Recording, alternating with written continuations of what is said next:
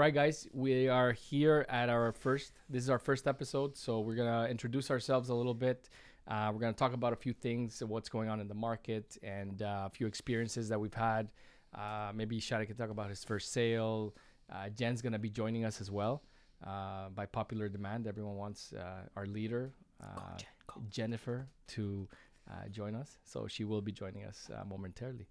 All right, so we can start. Shadi, maybe you can tell us a little bit about your history with the team and Yeah, of course. in general. So, hey everyone, Shadi here. Well, I started with the team about 6 years ago. I've said this story before. Maybe I can just summarize how great was my first meeting with Jen. So when I started with the team, I was still in school. I was figuring my stuff out. I was looking for a job. So desperate that I ended up being with Jen. I'm joking, no. That's terrible.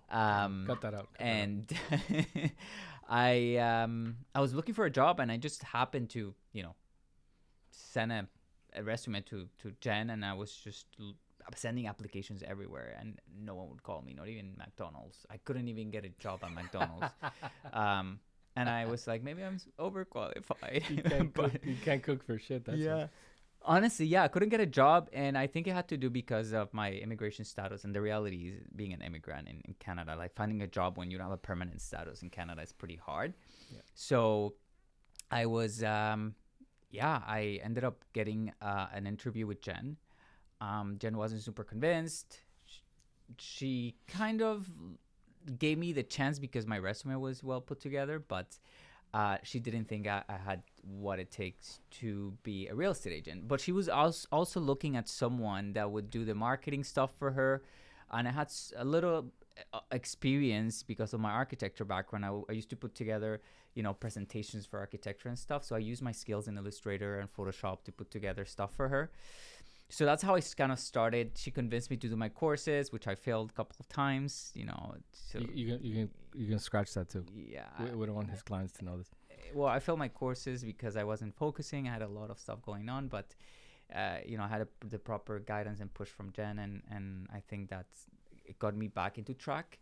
I did when I was doing my courses, I did question myself a couple of times, like, is this something I want to do, right?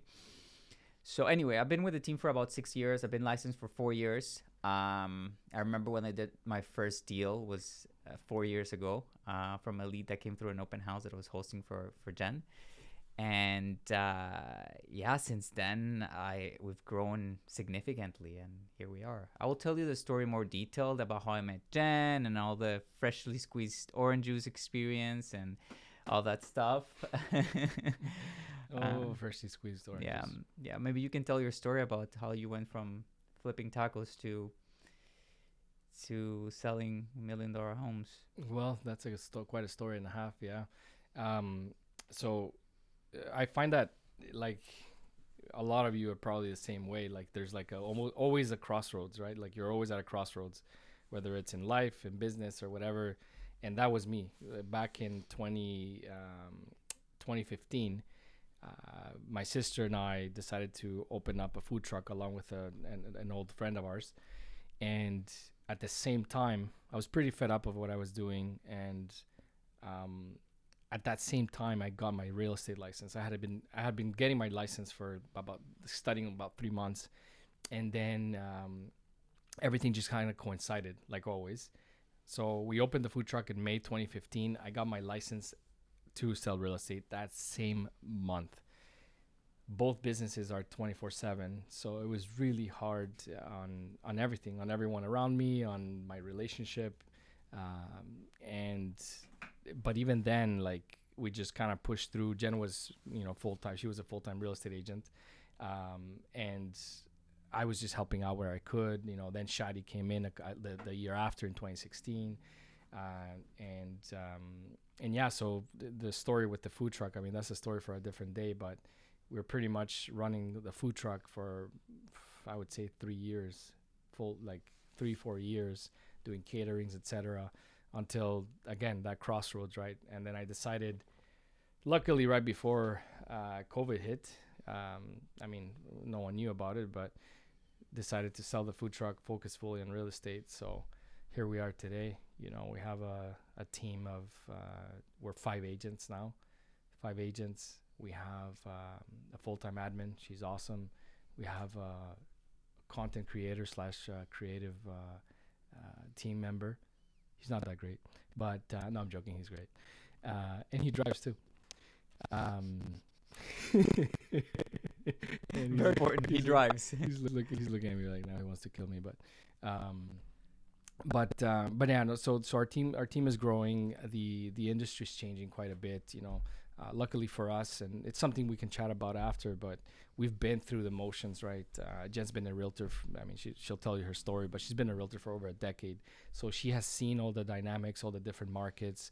You know, with the changing market right now, like yes, it's you have to put your head down and work harder. But we've been through that, so we can give peace of mind to the team and to our clients as well, right? Experience is key, and luckily we have it through Jen and the rest of the team members. Yeah. So yeah, that's my story. That's my story, and yeah, it's been a wild ride for sure, but I want to hear about Jen. I think everyone wants to hear a little bit about Jen's story. She's eating right now. She's in the corner eating right now, but she'll join us in a second. No, we haven't had lunch. She's like She's teasing us with the smell. Teasing Yeah. us with lunch. You know, we've been setting up for the podcast for like 17 hours. Yeah, it took us And, like 20 hours to put that plan up there. This is the 17th shot right now. So. Well, we can talk while Jen finishes eating. We can actually talk a little bit. This is something that's kind of important. A lot of people have missed it. I mean, some of you might have gotten something in the mail about it. What's called the vacancy tax, vacancy unit tax. It's pretty much a tax that came into effect. I mean, it came to legislation, I believe, sometime last year or this year. They approved it on May 11th. Yeah. Yeah, approved it this year. So, so pretty much in a nutshell, if you have a vacant property, say this year you had a vacant property for more than 6 months, you will be taxed 1% of the assessed value in your next year's tax bill. So in 2023, 1%, if your house is worth $1 million, they will add $10,000 to your tax bill in 2023 if you had a vacant unit. So this can be a condo, this can be a house, this can Multi-unit. any multifamily. There are exceptions, obviously, construction, and we can kind of like Shadi can kind of tell you a little bit more about it, what the exceptions might be, and kind of what you have to do. Yeah, well, principal residences, of course, won't apply. You can only really have one principal residence, right? So let's say you live on 123 Main Street and you leave for a year, but that's still your principal residence in Ottawa. You will not be taxed. Like you can go travel, you can go out for work, you can, that will not apply to your principal residence. But keep in mind, you just only have one principal residence. So if you own another property, say a cottage, and we will talk about cottages because there's certain exceptions as well for cottages. You may be taxed, right? Because that is not considered your principal residence. If the property is tenanted and it's vacant for less than 6 months, you will not be taxed. But if that property is vacant, it's an investment property and it's vacant for more than 6 months, then you will start getting taxed after those 6 months. If the property is tenanted, but the tenant is away for X or Y reason, but then there's someone occupying that property as a principal residence and that tenant is away for more than 6 months, it will not apply because technically that's someone else's principal residence, right? Mm-hmm. Whether the tenant is related to the owner or not, there is a tenancy in place. And then there's properties that are occupied by a family member or resident using it as a principal residence. So whether the rent is collected or not, it will be considered a principal residence for someone. So the goal here is for the government, our city, to avoid properties that are just simply vacant. And they want to increase inventory in our city, and rightfully so, right? We need that. Yeah. And this is just a way to mitigate the shortage of the housing crisis we have in our city. I wonder what would happen. So one of our colleagues actually posted in our Instagram question here. I'm gonna pull it up. Give me 1 second here. Um, so he posted a question the other day, and he said, what happens if my brother rents it for $1 a month, and he's away for most of the year? What would happen then? Well, if that's his brother's principal residence, whether he pays rent or not, Okay. um, that property that there will be no tax because that will be someone's principal residence. Oh, okay. But it's not like the brother can rent that place and have another principal residence somewhere else in the city. Oh, okay. You cannot cheat the system like that, right? Understood. So there's only a person can only have one principal residence. That's when you get your bills, mail, and all that stuff. Whether you live there physically or not, you can be out for a sabbatical year. You can be gone for 2 years, but that's still considered your principal As long address. as it's your principal address, Yes. you have a mailing address there. Exactly, because you can come anytime, right? Makes sense. Okay, so Steve, you can't do that. Now you know. Anyway, so another thing, and it's kind of it's an important, because you're talking about affordability, and that's another thing that we wanted to discuss briefly here. And a lot of you might not know about this. I mean, there hasn't been a lot of chatter about it. Is Bill 23? So, in a nutshell, Bill 23 is something. It's a piece of legislation that the Conservatives in Ontario have put forward, and they put it forward only last month. I mean, last month, October 2022, they put it into. They put the legislation. They proposed the legislation, and there wasn't a whole lot of time to consult the public, etc. The municipalities weren't, completely in agreement with it. However, in a nutshell, what this legislation is proposing is it's one of the biggest, in our opinion, and also a lot of experts think it's one of those bills that comes along once in a generation. So it's a big deal, and a lot of people might not know about it. And pretty much what this bill is saying is you will be able to increase density significantly in low density areas. So for example, you have a single family home in anywhere in Ottawa, you will be able to put a triplex there, a duplex, a triplex. Whereas before you would have to go through, either rezoning or significant red tape through the city to be able to accomplish something like that, which would deter obviously developers or anyone looking to increase density. So what this is aiming to do is obviously build more homes. I mean, that's the name of the act, right? Shorten the process for these units to be turned around in a much quicker timeline. That's right? That's it. So it's about pretty much building homes faster. That's really what the whole bill is intending to do. There's mixed emotions from everywhere, obviously, right? Like a lot of pushback, yeah. A lot of pushback. There's a lot of people in favor as well. But there is a lot of pushback, right? The municipalities think they're going to have to fork up the bill, right? Because part of that bill is also decreasing the development fees, parkland fees for the additional units, right? So right now, just to give you an example, though, these fees really do hinder development, in our opinion. If you're going from a one unit, so say you have a single family home in an area that you can build a triplex or fourplex, and you want to add 2 units, every additional unit will cost you, just in parkland fees, it will cost you in excess of $30,000-$40,000, depending on where you are and several factors. But this is significant, right? Like, you're going from 1 unit to 3 units, you're talking about $60,000 or $70,000, $80,000 strictly just in parkland fees. This is a big chunk of money before you even put a shovel in the ground.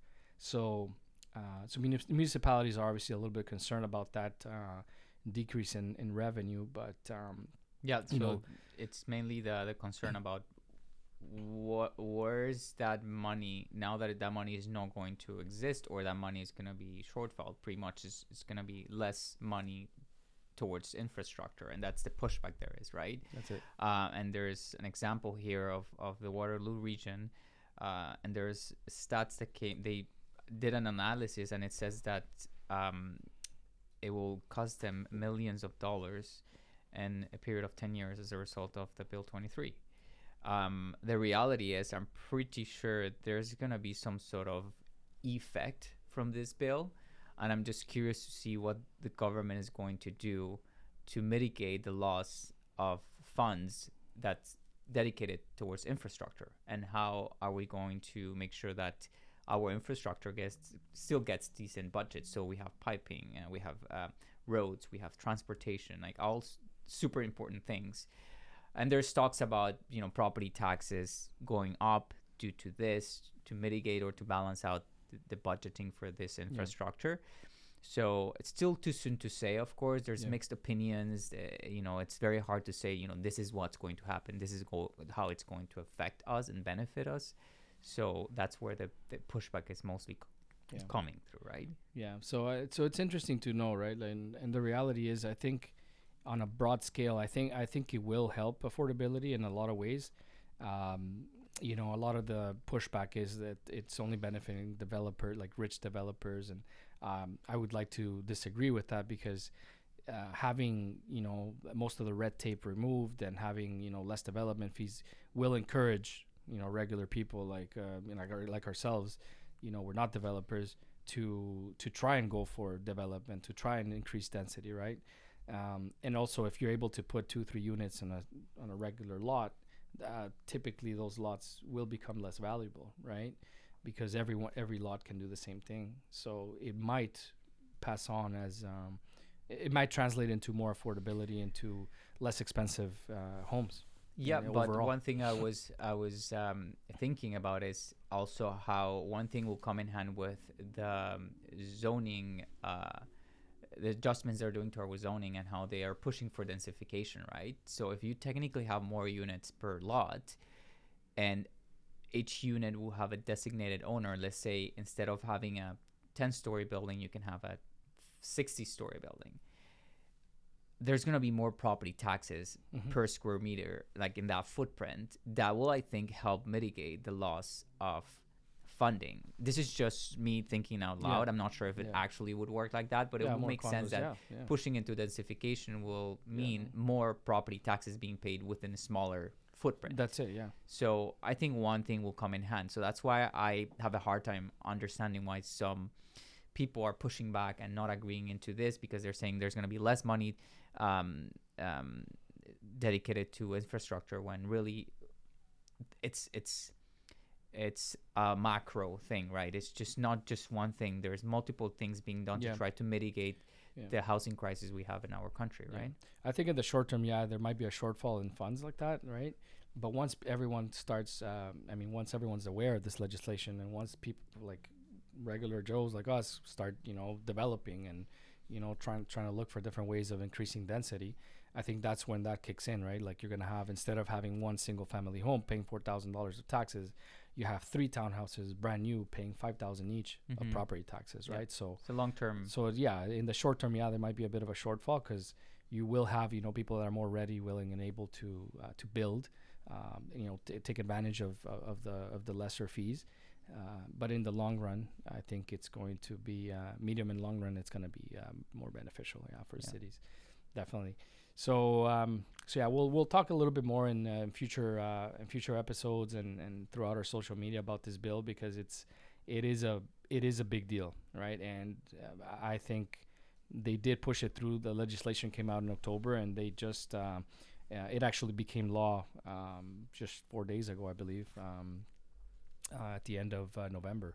So there was not a whole time to consult, and they were pretty aggressive in pushing it through legislation. So we'll see how that looks, and hopefully it addresses the affordability issues that we have right now.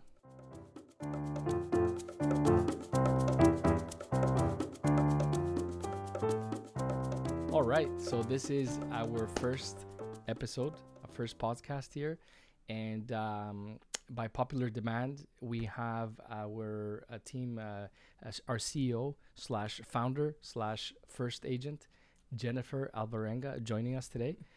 She's a bit camera shy, so bear with us here for a second. She's warming up a little bit. She wanted me to introduce her,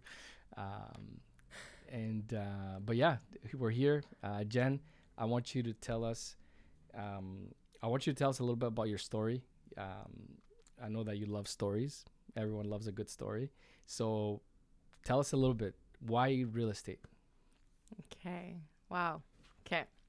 So real estate for me started at the dinner table when I was very young.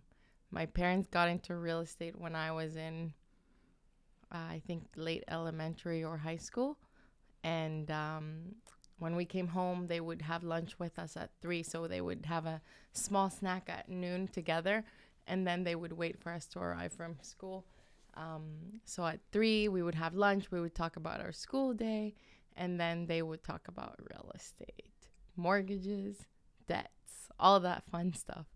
I didn't understand it. I realized how much I didn't understand, how much I needed to learn really at that time, because all I heard was this payment needs to be paid, needs to be paid. And I'm like, oh my God, we're like drowning in debt. I didn't know the concept of equity there yet, right? So yeah, it started then. Then I came here for university to Canada, and I was doing business, and I started getting into real estate. And then she fell in love with me. No, Sorry, I cut you off. not yet. Anyways, I do love you. Anyways, so I got into I started taking I got into real estate. I remember I was looking to stay here a little longer, and my mom said, why don't we buy a place? So we bought a place. We hired this real estate agent to help us, and to be honest, it wasn't a good buy. It was baseboard heating. If you know me, my place is super hot. You walk in and you think you're in the tropics. So Too hot. that was the first problem. It was a place that didn't appreciate really. After years of owning it, I pretty much sold it for the same amount that we bought it. If once you factor in closing costs, there was no money to be made there. However, I did not pay rent for a few years, right? So that you have to factor that in as well, and that was a big positive to the scenario. My mom started pushing me and saying, you should really take your courses. And the reason I spoke about this with her was because I kept complaining that I couldn't get answers from realtors. It's almost like they didn't take me seriously, and perhaps it was my age or whatnot, but I could never get answers. And she's like, why don't you take your courses? Why don't you take your courses? So I registered. I took my courses. I moved to a building. I remember one day I was sitting beside a hole. I was actually waiting for Leo outside a club with a friend because we needed to drive him home because he couldn't drive. So as we're waiting, I'm sitting with her beside this huge hole on Rideau Street, Rideau and Waller. And I said to my mom, wow, you should see this massive construction going on in downtown Ottawa. And she's like, oh, what is it? Go check it out. Get me some info. And so I did. And I thought it was crazy because the places were starting at $350K. And I just didn't realize that was even an option for us. So I went, gave her the information. She's like, oh, we should look into one. And I'm like, oh my goodness. So I went, did all the homework and all that. And we ended up buying an apartment there. I moved into it, and there was a lot of realtors in that building. And I met a lot of realtors through other friends and so forth. And I just realized that the more successful they became, it was almost like it was harder to be friends with them. So I that made me not want to be a realtor. I said, I never want to be a realtor. I never want to be associated with an industry that has such a bad reputation. But then I met a really nice realtor, a realtor that, people trusted, people loved, people would sign and not even read the agreements. And I was like, oh my goodness, what's happening here? So you need to read them 3 times now because they're not reading them, right? And yeah, it was just a different view of what I had been exposed to. And he convinced me. He's like, Jen, you would be a great agent. So I realized, perhaps the negative things that I was focusing on were really an opportunity, and they were. I realized we could do a lot. Well, back then I could do a lot in helping people feel cared for and feel um, taken care of and feel like they were being put in a better spot down the road. So I really enjoyed that. Um, so fast forward a few years, I was in school. Oh yes, I should have said this. I was in university. I finished my schooling. I I had the opportunity to work for 3 years after my schooling, which I did. Unfortunately, my work, because I was self-employed, commission-based, and so forth, I wasn't able to qualify for immigration purposes. So in 2015, I decided to go back to school to get more points. At this point, Leo and I are dating, so I want to stay in Canada because he wants to stay in Canada.